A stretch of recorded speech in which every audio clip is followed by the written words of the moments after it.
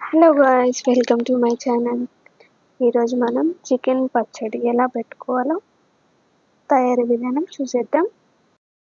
ముందుగా stove on చేసుకొని ఒక బాండి పెట్టుకొని అందులోకి మనం శుభ్రం చేసుకున్న చికెన్ వేసుకుందామండి. అలానే అందులో ఒక స్పూన్ పసుపు, ఒక స్పూన్ ఉప్పు వేసుకుందామండి.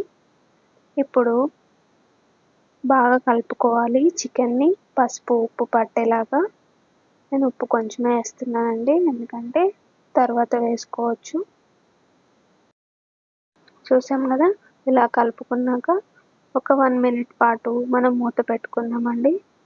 చూసారు కదా, చికెన్లో ఉన్న వాటర్ అన్నీ ఇలా పైకి వచ్చేసాయో ఇలా చక్కగా బాయిల్ అవ్వాలండి.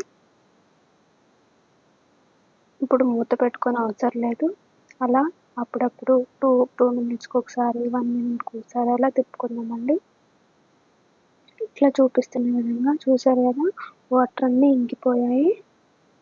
ఇప్పుడు మనం ఈ చికెన్ని ఒక సర్వింగ్ బౌల్లోకి తీసుకుందామండి.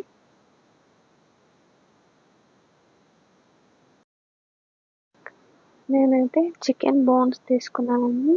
చికెన్ బోన్లెస్ కూడా సేమ్ ప్రాసెస్. చక్కగా ఒక సర్వింగ్ బౌల్లో తీసుకున్న తర్వాత అదే బాండిలో ఆయిల్ పోసుకున్నామండి. నేను 1.5 kgకి 3/4 kg ఆయిల్ పోసుకున్నానండి. ఇప్పుడు మనం బాయిల్ చేసుకున్న చికెన్ని మళ్ళీ ఆయిల్లో మంచిగా ఫ్రై చేసుకోవాలండి. చక్కగా ఫ్రై చేసుకోవాలి. నేను కొంచెం క్వాంటిటీ ఎక్కువగా తీసుకున్నాను కాబట్టి నేను 2 టైమ్స్ ఫ్రై చేసుకుందామని కొంచెం వేసుకున్నానండి. మీరు క్వాంటిటీకి తగ్గట్టు ఫ్రై చేసుకోండి.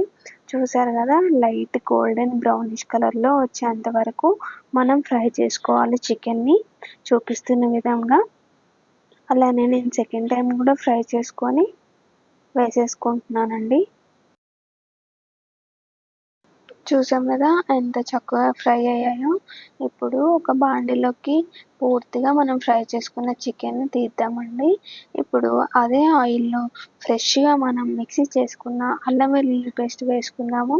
3 స్పూన్స్ వేస్తున్నానండి. చక్కగా అల్లం వెల్లుల్లి పేస్ట్ గోల్డెన్ బ్రౌనిష్ కలర్లోకి వచ్చేంత వరకు మనం ఫ్రై చేసుకోవాలి. చూపిస్తున్నాను కదండి, ఈ విధంగా. ఇప్పుడు మనం ఫ్రై చేసుకొని పక్కన పెట్టుకున్న చికెన్ ముక్కల్ని ఇందులో వేసుకుందామండి. అల్లం వెల్లుల్లి పేస్ట్ చికెన్ ముక్కలకి బాగా పడితే, ఎంత బాగా పడితే అంత టేస్ట్ ఉంటుందండి. నేను చూపిస్తున్నాను కదా, సేమ్ ఇదే కొలతలతో ఒకసారి మీరు ట్రై చేయండి, చాలా బాగుంటుందండి. చూసారు కదా ఎంత చక్కగా ఫ్రై అవుతున్నాయో.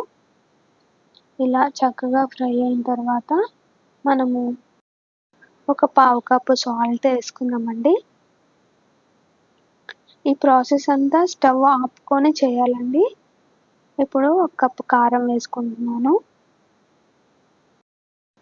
అలానే నూరి పక్కన పెట్టుకున్న గరం మసాలా వేస్తున్నానండి.